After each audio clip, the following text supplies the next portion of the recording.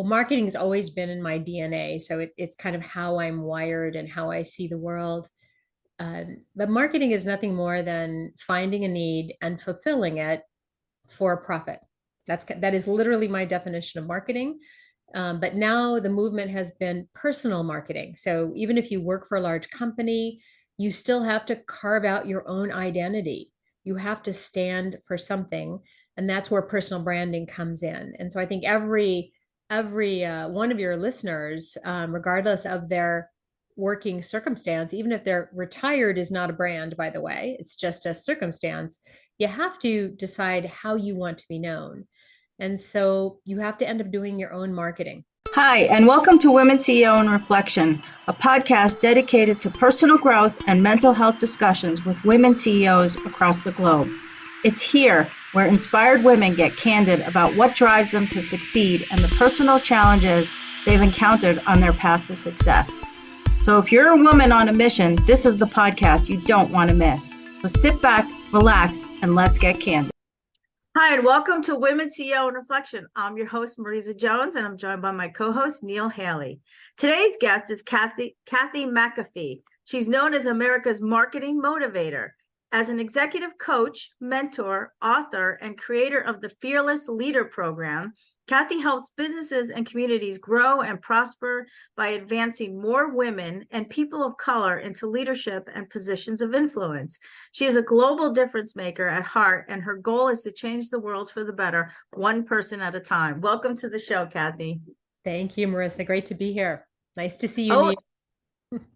thank you. I love having motivators on the show. This is great. So tell me how you became the marketing motivator and an executive coach. Yeah, the marketing motivator. It was one of my best client stories because I think we can learn so much about our personal brand from what other people say about us. And so literally I had just hung my shingle for starting my own business in quote consulting, marketing consulting. My first client hired me, and then over lunch I asked her, what value did you get from our experience together? What value did I create for you? And she called me her butt kicking consultant, that I made her do things that she's been thinking about doing for years, but not doing.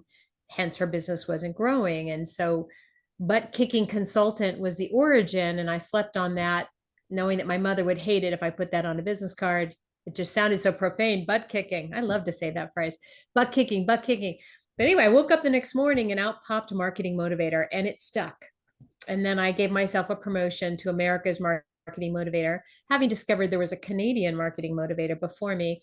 But I believe there's enough room for many marketing motivators. So I invite you all to come on in. The water is fine.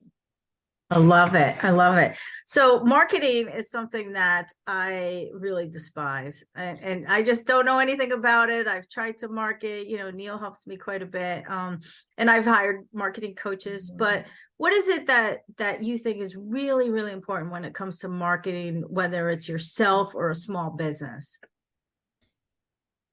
Well, marketing has always been in my DNA. So it's kind of how I'm wired and how I see the world. But marketing is nothing more than finding a need and fulfilling it for a profit. That is literally my definition of marketing. But now the movement has been personal marketing. So even if you work for a large company, you still have to carve out your own identity. You have to stand for something, and that's where personal branding comes in. And so I think every one of your listeners, regardless of their working circumstance, even if they're retired, is not a brand, by the way, it's just a circumstance. You have to decide how you want to be known. And so you have to end up doing your own marketing. And some of the yicky feelings you're talking about, no one, socially and societally, we're not supposed to, talk about ourselves, brag about ourselves, promote ourselves, especially if you're women. That's not ladylike, right? That's the old programming. But if we don't do it, who will? And so podcasting, what you guys are doing and having wonderful interviews, this is a really cool way, content creation, of marketing yourself and building community and sharing your thought leadership.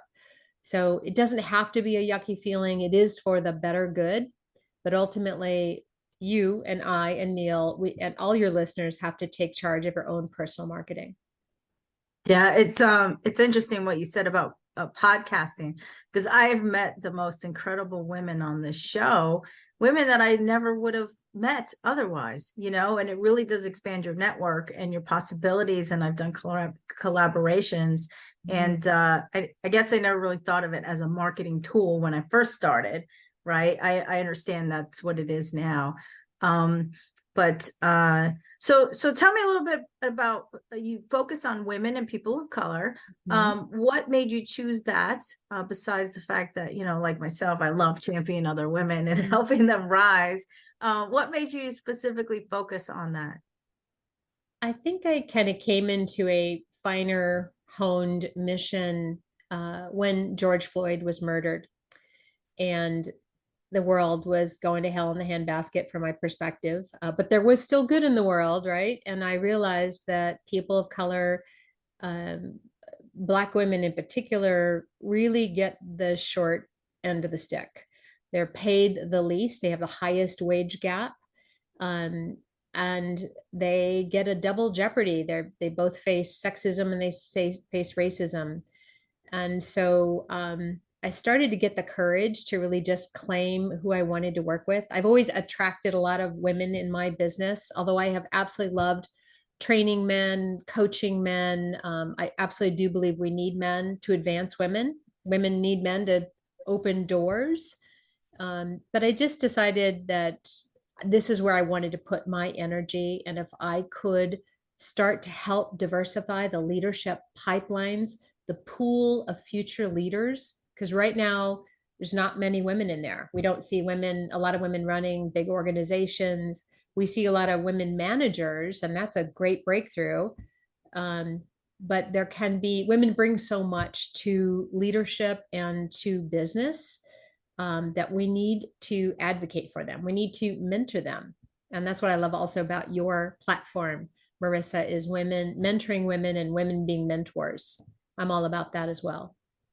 Well, I spent 30 years in corporate IT. I'm still in it, and I always have mentored. I have I have mentored both men and women. Mhm. Um, but being a woman in IT, it's very few and far between to find mentors. For myself, what industries do you focus on specifically, where you think that the demographic for women is much lower compared to other industries? Interestingly, I'm open to any industry. So my Fearless Leader program brings together a diverse group of people in a cohort learning experience.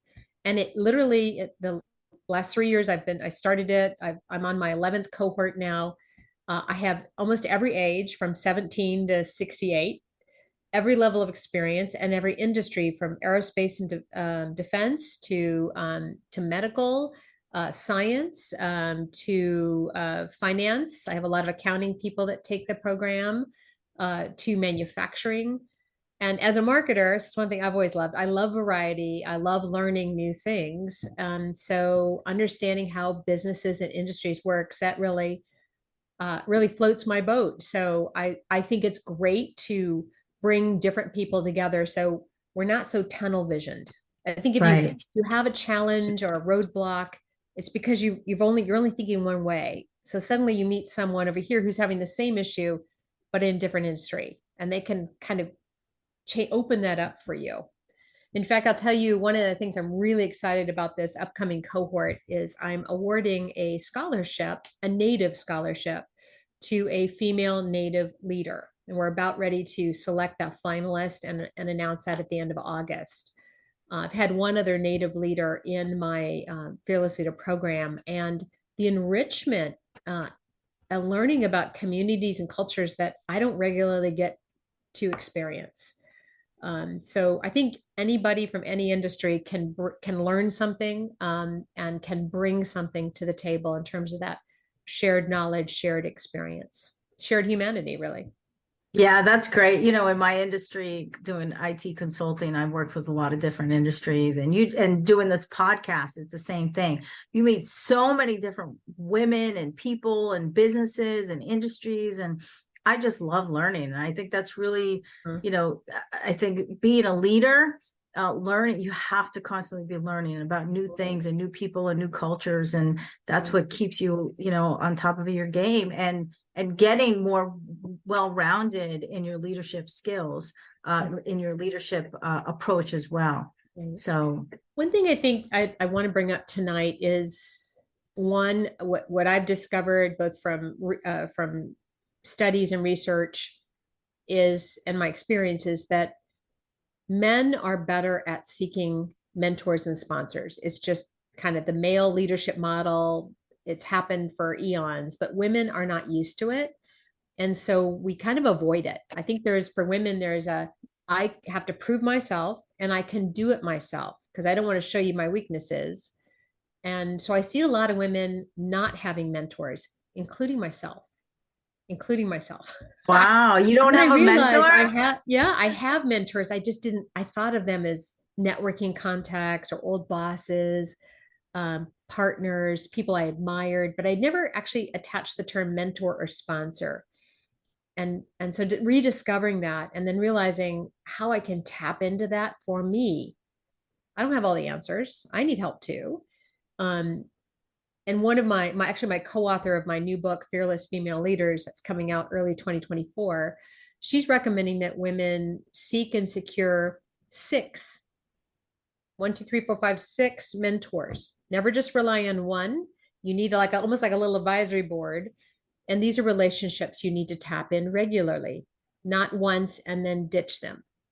And now I'm in the other end of mentoring where I'm being the mentor, mentoring others. And I'm really surprised how I don't hear from them, how I have to chase them down. How are you doing? And I think being more proactive from the mentee in managing the relationship and staying in touch with a mentor, A, makes the mentor feel much better. Yes. And B, you're tapping into this resource that's going to help you. So mentor and be mentored on a regular basis. Great advice. Mentoring is for life, the mentoring relationship, regardless of what role you're in. I always say that's for life. The people I've mentored still reach out to me, years later. And I think it's really important to, there's so many people willing to help you. And the mentorship can be men or women. It doesn't have to be, Absolutely. it doesn't have to be even someone that, is aligned with what you do for a living. It could just be someone that you can, bounce ideas off of. Exactly. It doesn't have to be in your industry. They can be retired. Probably best not to have your direct manager as your mentor, at least not while you're in that reporting relationship. But I've got a boss that I had back when I was working in the contact lens industry. She made such an influence on me and opened up opportunities for me, including sending me to Europe for 3 years. So thank you, Yolanda Canny. And now, we drift apart and then I just reconnected with her. She's running her own podcast. She runs a program called Girl Take the Lead. She might make a great guest for you. And she's just so important in my life. So now I have more reason and motivation to tap her brain. She's brilliant and wise. She's wise. She has intuition. And that is a resource that I have access to. So That's it great. is for a lifetime. You nailed it with that one. I love it. Well, we are running out of time, but I want to talk about one topic because you are celebrating something major today. You and I talked about a little bit before the show. So why don't you talk about what you're celebrating today? Yeah, today is the 12th anniversary of my cancer survivorship. And it also happens to be my mother's birthday. So it's easy to remember. August 23rd in 2011, I was bald and frail and sitting in the chemotherapy chair for my final infusion. Now I was wearing an evening gown. I think at that time I had a wig and one of those little, whatever they call those little fluffy thingy bobbers. And I had 6 people with me and we were having a party. We were celebrating, which is how I navigated my cancer journey, by having what we called chemotherapy parties. And I did take a picture, which I just posted online, of my 5th month when I was completely bald.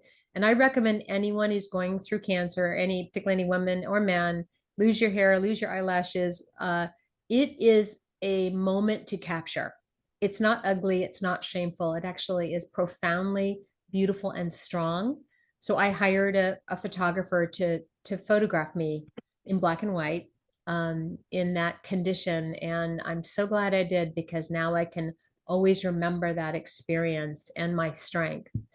Um, and interesting, I chose to take 7 months off. Thank God I was in the financial position to do so, because I knew that my main job was health and wellness.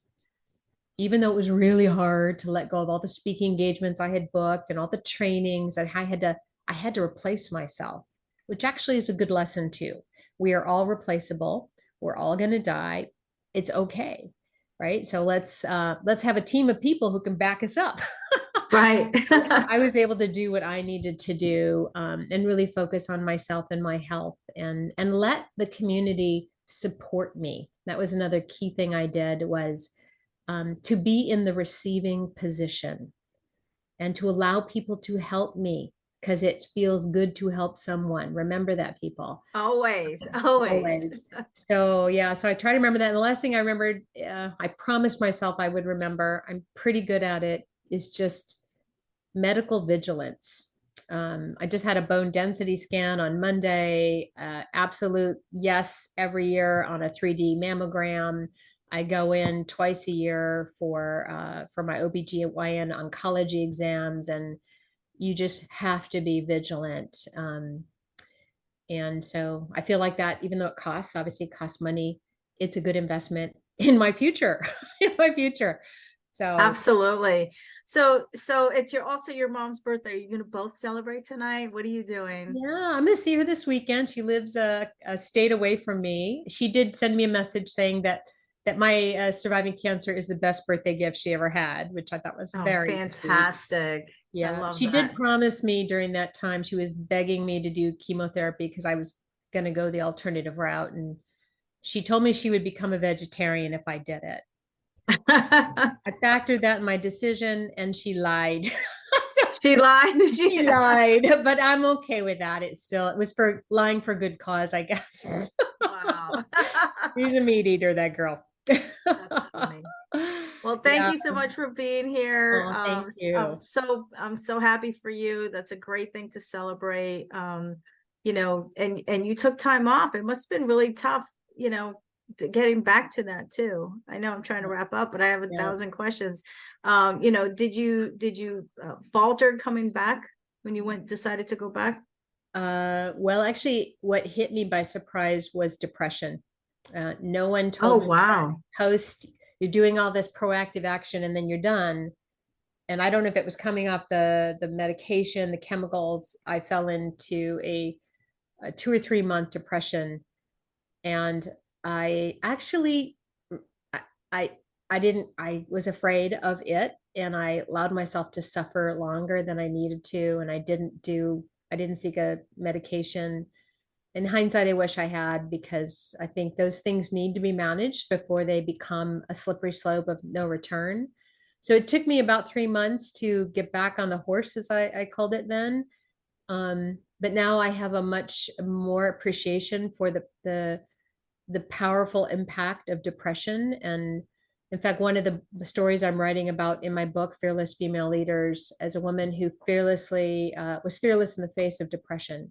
And I think talking about that and recognizing it, again, is not a stigma, it's not a shame. It is so real, and so many people experience it, including me, Yeah. at least twice in my life. And we need help to manage through that and get the mental health that we need to thrive. You So know, it, I had a friend say to me last weekend, she said, one of her friends had to cancel a trip because of depression. And she said, I just don't understand it. I've never had it. I don't understand it. And sorry, my dogs are going a little crazy right now, if you can hear that. I don't understand it. And I can relate because I do get depression. So I was able to explain it to her. But for those that don't really understand it, it can be debilitating. But you can stay on top of it, and you can stay Mhm. afloat, and you can really manage it, and live a fulfilling life. Yeah, So, absolutely. Awesome. well, thank you so much for being here. I know I Thank kept wrapping you. up. I still have a thousand questions, but thank you, Kathy. Where can people find you?